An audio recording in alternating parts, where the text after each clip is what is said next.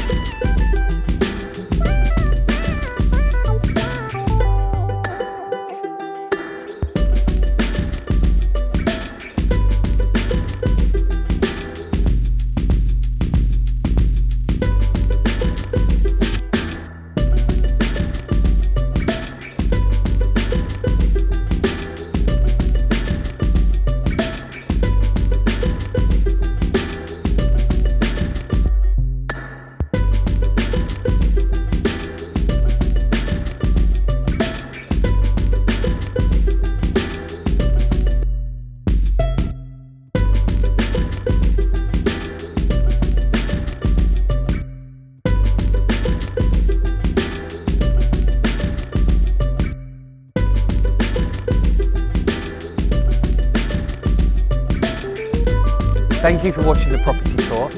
If you'd like some more details, please contact me on the details to follow.